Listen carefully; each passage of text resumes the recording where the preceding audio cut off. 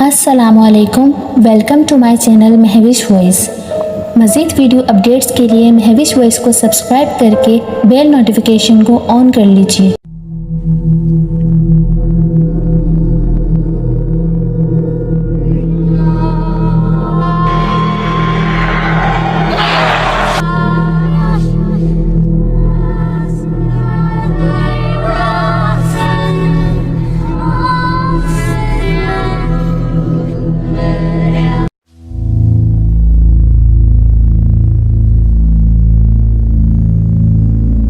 गहरा नारंगी जोड़ा सांवली दुल्हन पर अजीब बहार दिखा रहा था। दुल्हन की गर्दन शर्म से कम और नकली सोने के भारी पीले रंग के जेवरात से ज्यादा झुकी हुई थी। बड़ा सारा टीका, नथ, झूमर, कम उम्र चेहरा जेवरात से इतना ढक गया था कि घूंघट निकालने की जरूरत नहीं थी, मगर जितना भी चेहरा नजर आ रहा था वो खुशी से जगमगा रहा था। बामुश्किल 17-18 साल की गीता कुमारी आज अपने ससुराल रुखसत हो रही थी। दरिया के किनारे दुल्हा वालों की कश्ती सजी सजाई बिल्कुल तैयार खड़ी थी, जिसमें बैठकर गीता को अपने ससुराल विदा होना था, जो कि दरिया पार था। दरिया के पार कई गांव थे, जहां की लड़कियां अक्सर ब्याह कर यहाँ धर्मपुर आती थीं, और कभी कभी धर्मपुर की लड़कियां दूसरे किसी गाँव रुखसत हो जाया करती थी। दूसरे गांव की दुल्हनों को धर्मपुरा आते हुए कभी कोई घटना पेश नहीं आती थी, मगर जब कभी किसी दुल्हन को दरिया पार रुखसत होना पड़ता था तो बस सारे गांव की जान मानो हलक में अटकी होती थी। आज भी गीता कुमारी के माता पिता की सांसें सीने में घुटी जा रही थी। गीता की माँ को गीता के ब्याह की खुशी तो बहुत थी, मगर एक खौफ ने उसकी खुशी को गारत कर रखा था। न जाने क्या होगा, बार बार एक सवाल उसके दिमाग में डंक मार रहा था। जैसे ही दुल्हा दुल्हन के फेरे खत्म हुए और पुजारी ने पूजा खत्म की, रुखसती का शोर उठ गया। दुल्हे के माँ बाप ने उनसे इजाजत चाही। दुल्हा दुल्हन, उनके माँ बाप और चंद रिश्तेदार मंदिर की सीढ़ियाँ उतरकर कश्ती में जाकर बैठ गए। मंदिर खाली हो चुका था, सिवाय गीता की माँ के। वहाँ और कोई नहीं था। गीता की माँ ने एक बार फिर भगवान की मूर्ति को इल्तिजाई नजरों से देखा। मेरी गीता की रक्षा करना, वो बड़बड़ाई। जब वो मंदिर की सीढ़ियां उतर रही थी तो उसको महसूस हो रहा था जैसे उसके कदमों में जान नहीं है, वो हवा में लहरा रही है। बड़ी मुश्किल से वो भी गीता के बाप के पास आकर खड़ी हो गई, जो अपने आंसू पोंछते हुए बेटी को विदा कर रहा था। गीता की सहेलियां विदाई गीत गाने लगी। कहारों ने दरख्त से बांधा हुआ रस्सा खोलकर कश्ती को पानी में डाल दिया। कश्ती आहिस्ता आहिस्ता डोलती आगे बढ़ने लगी। गांव वाले आंखें फाड़े, सांस तकरीबन रोके, मुंह खोले कश्ती को आगे बढ़ता हुआ देख रहे थे। कश्ती मजीद आगे बढ़ी। दरिया गहरा होना शुरू हो गया था। दरिया कोई गहरा सा गहरा था, समंदर की बराबरी करता हुआ। ये बड़ा पार दूसरा किनारा दिखाई न दे। कहते थे कि दरिया के बीचों बीच एक भंवर मौजूद है, भयानक भंवर, बरमूदा ट्रायंगल की तरह। फर्क ये था कि बरमूदा ट्रायंगल में गायब होने वालों का कभी सुराग नहीं मिलता, मगर भंवर में डूबने वाली की लाश दूसरे दिन किनारे पर पड़ी मिल जाती थी। हाँ, एक बहुत बड़ा फर्क और भी था, वो ये कि भंवर में सिर्फ वो कश्ती उलटती थी जो धर्मपुर से रवाना होती थी और जिसमें कोई दुल्हन रुखसत हो रही होती थी। आहिस्ता आहिस्ता कश्ती तैरते हुए आंखों से ओझल हो गई। कोई हादसा रूनुमा नहीं हुआ, कोई चीखों पुकार की आवाजें नहीं गूंजी। गांव वालों की सांसें आहिस्ता आहिस्ता बहाल होने लगी। वो भगवान का शुक्र करते अपने घरों को लौटने लगे। गीता की माँ ने दोबारा मंदिर में जाकर माथा टेका और सबसे अलग थलग दूर बैठे कांपते हुए प्रेमचंद ने अपने आंसू साफ करते हुए दरिया की तरफ देखा। शुक्र है, उसने गहरी सांस ली। तेरा शुक्र है। किसी भी मजहब के लोग हों, किसी की भी इबादत करते हों, अल्लाह का शुक्र अदा करते हुए इरादी या गैर इरादी तौर पर हमेशा आसमान की तरफ देखते हैं। ना जाने प्रेमचंद शुक्र करते हुए दरिया को क्यों देखता था। गीता के ब्याह के ये आखिरी खौफनाक जान निकाल लेने वाले घंटे धर्मपुर गांव वालों के लिए कोई नई बात नहीं थी। कोई 25 सालों से ये भयानक सिलसिला चला आ रहा था। दूसरे गांव से ब्याह कर लाई गई दुल्हनें बखैर आफियत अपने ससुराल पहुंच जाती और हैप्पीली मैरिड की तस्वीर बनकर अपने घरों में जिंदगी गुजारती। मगर जब भी कोई धर्मपुर की लड़की शादी होकर दूसरे गांव रुखसत होती तो अक्सर दरिया पार नहीं बल्कि दुनिया के पार पहुंच जाती। एन दरिया के बीचों बीच कश्ती भंवर में फंस जाती, बुरी तरह चकराने लगती और आखिरकार उलट जाती। गांव दरिया किनारे वाक़या था। गांव के मर्दों का पानी से राज और न्याज उनके बचपन ही से शुरू हो जाता था। घंटों तैराकी करते हुए लहरों से लड़ना उनके बाएं हाथ का खेल था। मगर जो भी कभी भंवर में फंस चुका था उनका बयान होता था कि वो भंवर नहीं है बल्कि दरिया में मौजूद अंधा कुआं है, मौत का कुआं। फिर भी तैराकी के फन में बचपन से माहिर होने की वजह से सभी लोग लहरों और मौत को शिकस्त दे डालते और बच जाते। यहाँ तक कि कभी किसी दुल्हा को भी खराश तक नहीं आती थी। मगर दुल्हन सुर्ख लिबास में मलबूस अपने हजारों अरमानों समेत मीलों गहरे पानी में डूब जाती। 25 साल पहले जब ये खूनी सिलसिला शुरू हुआ था तो कई सालों तक तो गांव वालों को वाक़ियत की संगीनी का अंदाजा नहीं हो सका और उन वो दुल्हनों के डूब जाने को महज इत्तेफाक ही समझते रहे। मगर जब साल 2 साल में कोई एक दुल्हन जरूर जान से जाने लगी तो सबने बरसों पहले की कड़ियां जोड़ना शुरू कर दी और नतीजा निकाल लिया कि ये हादसे बेवजह नहीं है। दरिया भेंट मांगता है और सिर्फ धर्मपुर की किसी लड़की की भेंट मांगता है, दुल्हन बनी हुई लड़की की। प्रेमचंद ने अपनी चारपाई पर आहिस्ता से करवट बदली। नींद उसकी आंखों से कोसों दूर थी हस्बे मामूल। वैसे तो नींद से उसकी दुश्मनी बरसों पुरानी थी। बरसों से वो सिर्फ चंद घंटे ही सो पाता था। सारा दिन दरिया में कश्ती चलाते, मछलियां पकड़ते उसका जोर जोर दुहाई देने लगता था। मगर बिस्तर पर लेटते ही नींद भाग जाती थी, किसी शरीर महबूबा की तरह। महबूबा। प्रेमचंद के चेहरे से एक आंचल टकराया। एक बरसों की जानी पहचानी महक हर तरफ फैल गई। प्रेम की बंद होती आंखें एकदम खुल गईं। उसकी आंखों के सामने एक वजूद साए की तरह लहराने लगा। लंबे लंबे बाल, चमकता चेहरा, मोतियों जैसे दांत चमकने लगे। एक खनकती हुई हंसी उसके कानों में जलतरंग बजाने लगी। दीपा। प्रेम के सूखे लबों से आह की तरह एक नाम निकला। दीपा। उसकी आंखें आंसुओं से भर गईं। दूसरे दिन गीता कुमारी के ससुराल से खैरियत की इत्तला आ गई। गीता के घर वालों ने सुकून का सांस लिया। अब की बार गीता की मां ने घर पर ही भगवान का शुक्र अदा कर दिया। बेटी अपने घर जाकर बस चुकी थी। अब कौन मंदिर की 2 मंजिला सीढ़ियां चढ़ने का कष्ट उठाए। और भाई भगवान तो हर जगह मौजूद है कि नहीं। बाकी जवान लड़कियों की माएँ एक मर्तबा फिर अपने दिल मजबूत करने लगी और दरिया पार से उनके लिए आए हुए रिश्तों पर गौर करने लगी। गांव के लोग भी बेचारे क्या करते, लड़कियों की बहुतायत थी। कभी कभी तो शक होने लगता था कि शायद दरिया में जितनी मछलियां हैं, गांव के घरों में उतनी ही लड़कियां बड़ी हो रही हैं।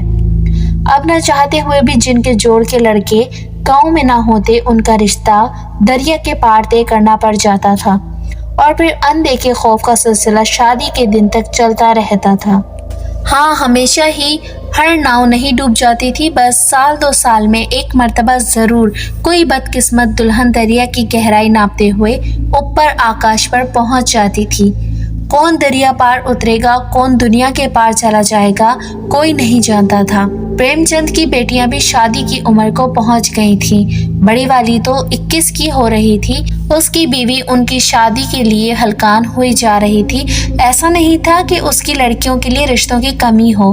हर चौथे दिन कोई पैगाम किसी बेटी के लिए आया होता था। हाँ, मगर होता हमेशा दरिया पार से था। वैसे तो प्रेमचंद ने बिमला से कभी किसी बात पर आर्ग्यू नहीं किया था। जब उनकी पहली बेटी पैदा हुई थी तो नाम रखने के समय प्रेम के दिल की गहराई से एक आवाज निकली थी, दीपा। इसका नाम दीपा रखेंगे।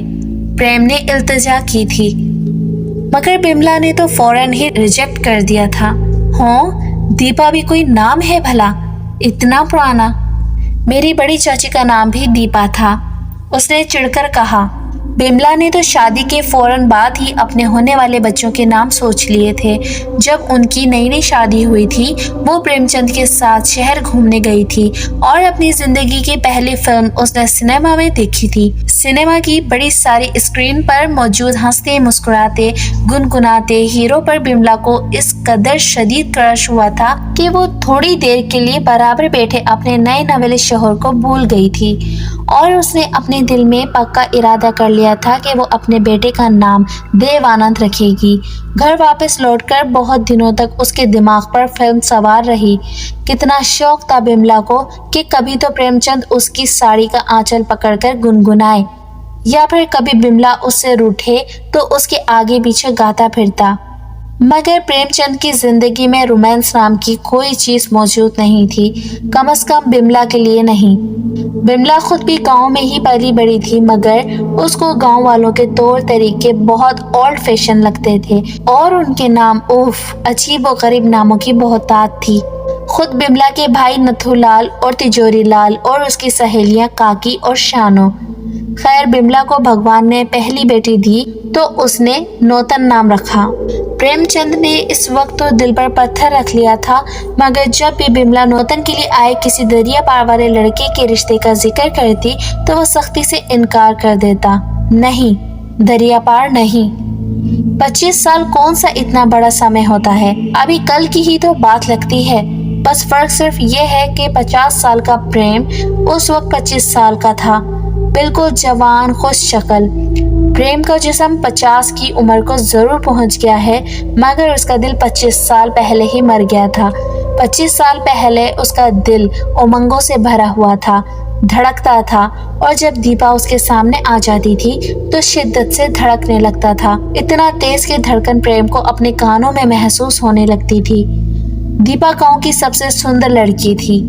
ये सिर्फ प्रेम का ख्याल ही नहीं था, हर रोज किसी न किसी लड़के की माँ दीपा के घर सवाली बनकर आई होती थी, मगर दीपा के बाप को तो किसी शहजादी की तलाश थी। प्रेम पर दुगनी मुसीबत आ जाती थी। एक तो दीपा के लिए आने वाला रिश्ता, ऊपर से लोग दरिया पार जाने के लिए उसके नाव किराए पर मंगवा लेते थे। प्रेम मछेरे का बेटा था, कश्ती चलाना मछलियां पकड़ना उसका नस्लों से पेशा चला आ रहा था। दीपा गांव के सबसे बड़े घर की बेटी थी, मगर मोहब्बत ने कब अमीरी गरीबी देखी है। वैसे कहने की बात है कि मोहब्बत अंधी होती है। झूठ। कब होती है मोहब्बत अंधी? इंतहाई चालाक और मक्कार होती है। मोहब्बत हमेशा हसीन चेहरे का इंतखाब करती है।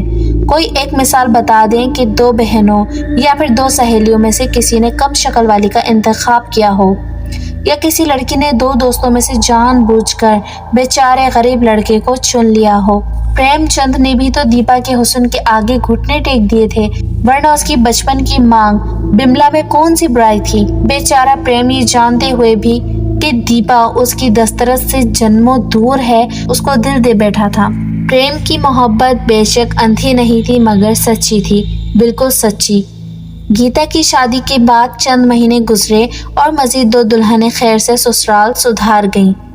गांव वालों ने सुकून का सांस लेना और रिश्तों पर फिर से गौर करना शुरू कर दिया।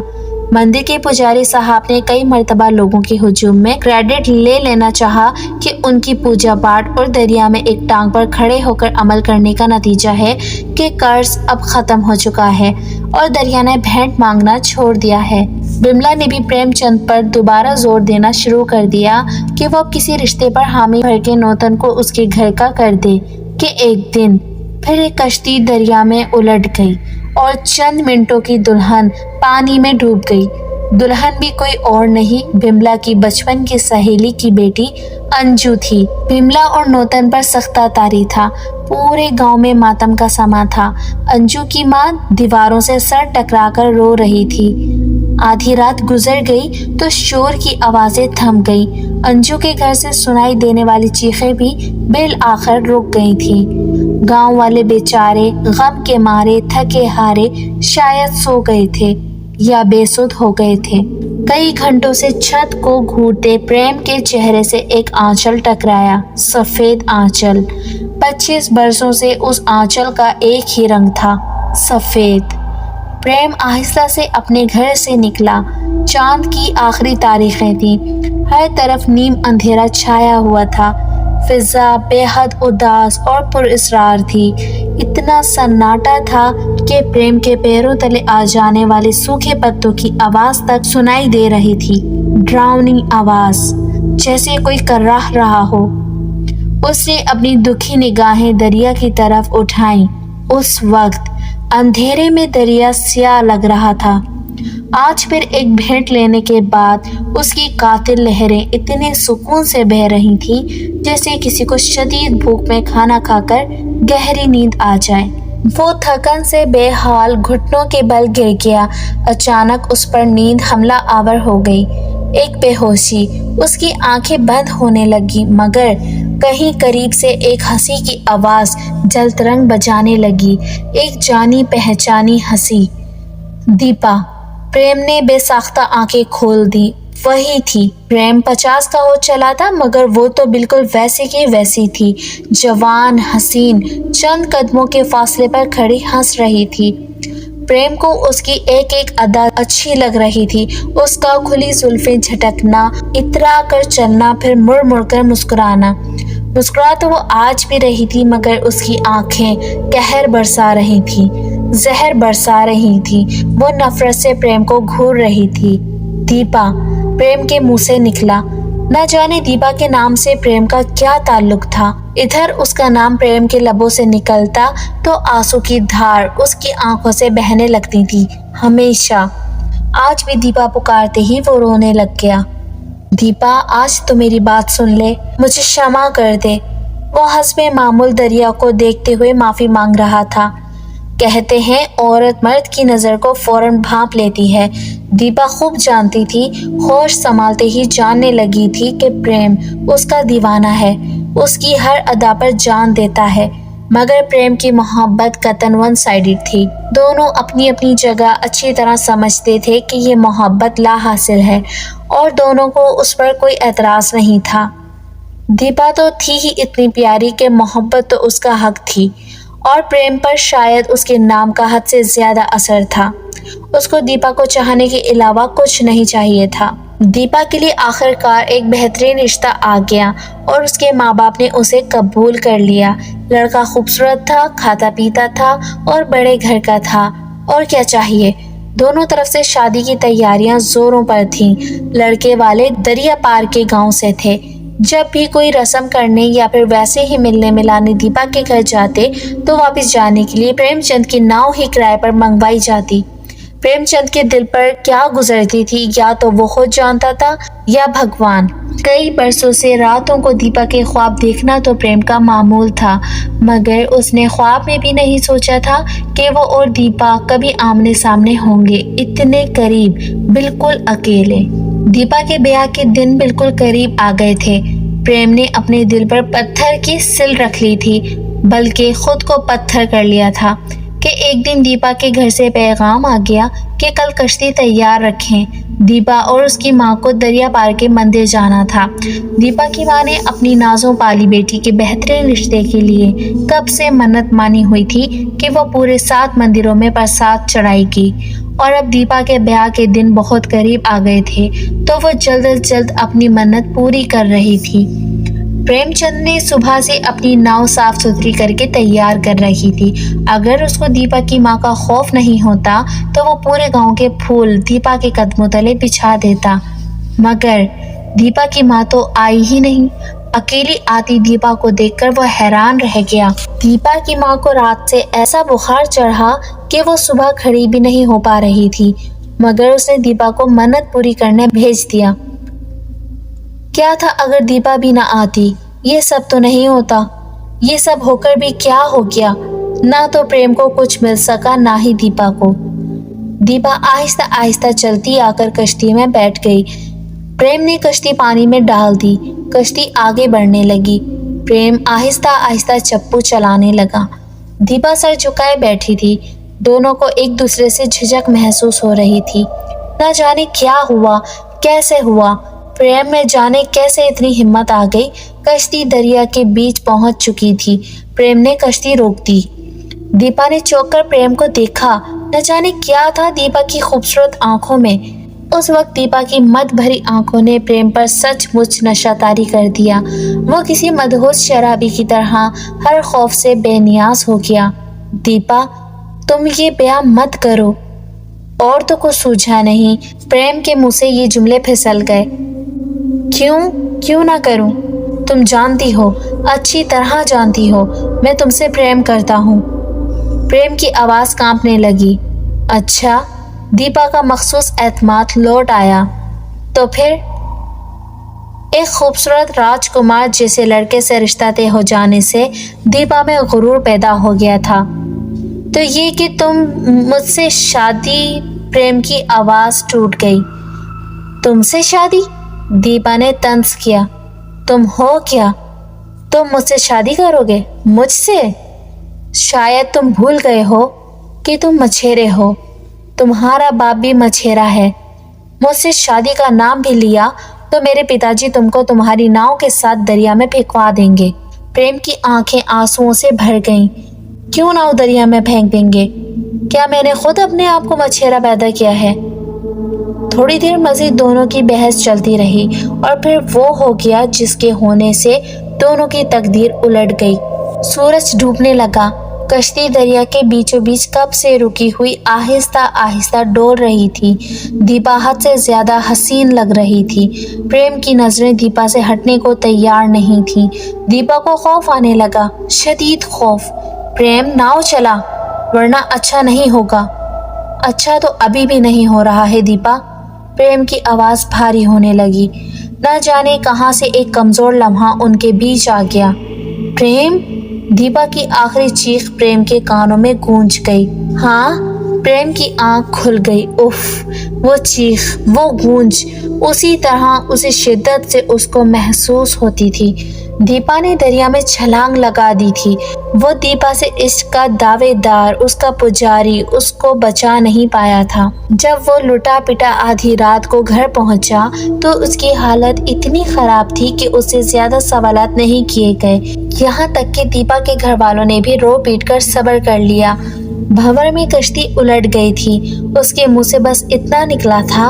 वैसे भी प्रेम और उसके घर वालों का साबका रिकॉर्ड सालों से इतना शफाफ था कि उन पर शक किए जाने का तो सवाल ही नहीं था। और फिर एक अरसे तक प्रेम बिल्कुल सख्ते में आ गया था। उसने तो किसी से बात करना, हंसना, मुस्कुराना बिल्कुल छोड़ दिया था। उसकी हालत देखते हुए 2-3 साल बाद उसकी जबरदस्ती शादी कर दी गई, मगर उसका सख्ता ना टूट सका।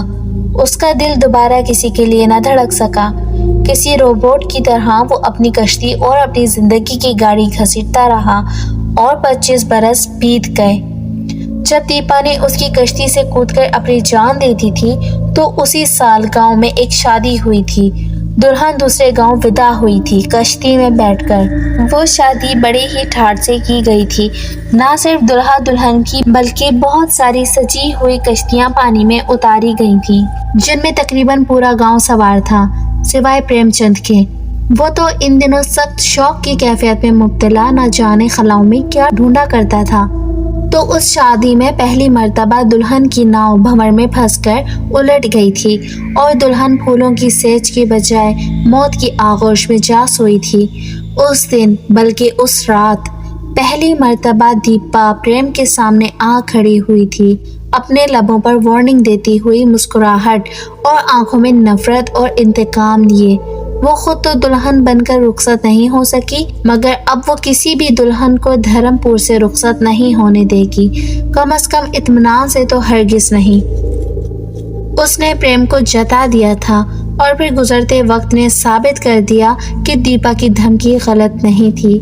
25 सालों में कोई 15 दुल्हनें दरिया की भेंट चढ़ चुकी थी और न जाने कब तक ये खूनी सिलसिला चले जाना था। प्रेमचंद ने दरख्त से बंधी कश्ती का रस्सा खोलकर कश्ती पानी में उतार ली। कोई आधी रात का समय था।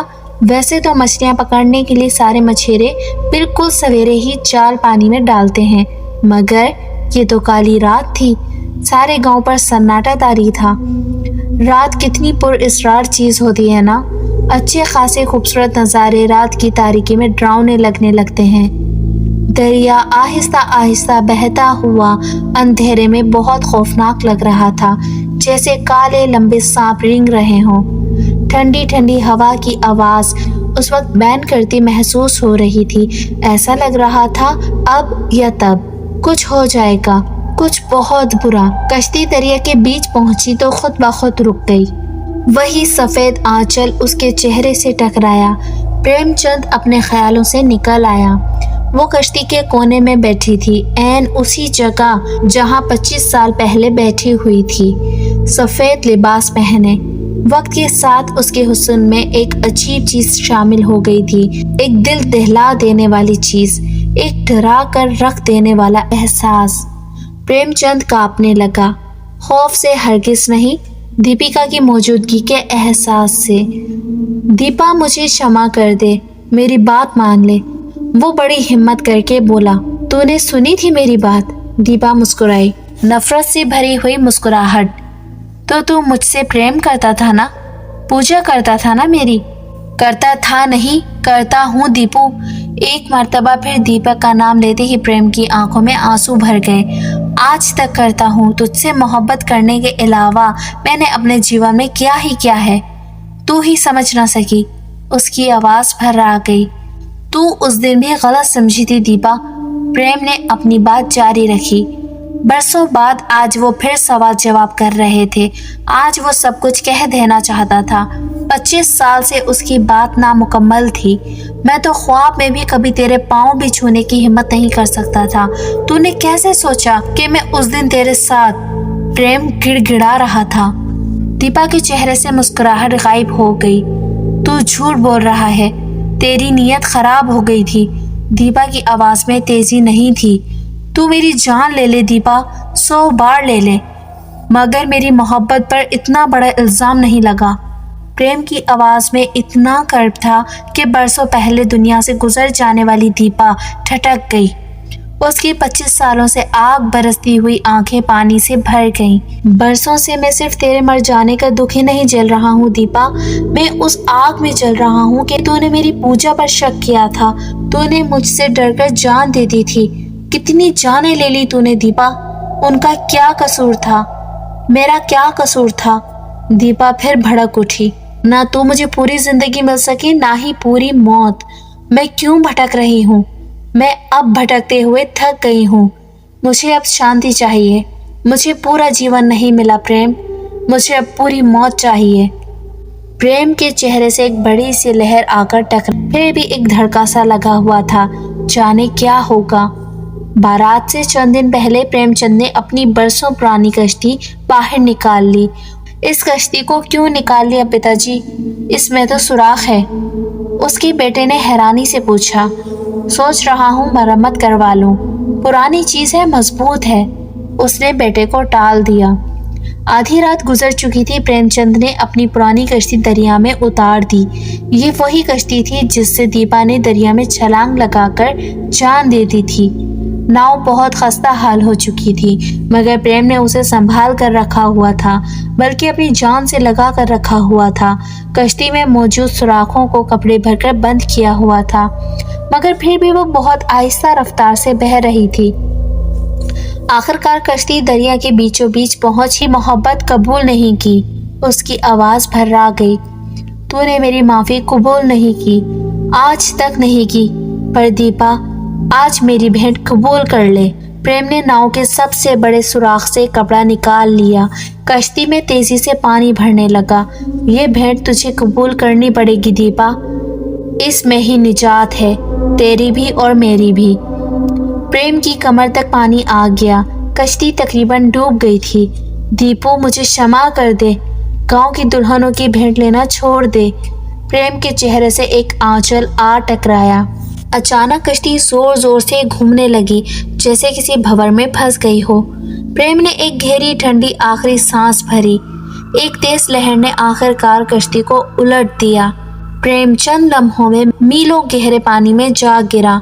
नौतन की बारात प्रेम की वसीयत के मुताबिक उसी तारीख पर आई और खैरियत से दरिया पार पहुंच गई। उस दिन के बाद दरिया ने फिर कभी किसी दुल्हन की भेंट नहीं मांगी, नहीं मांगी, नहीं मांगी, नहीं मांगी, नहीं।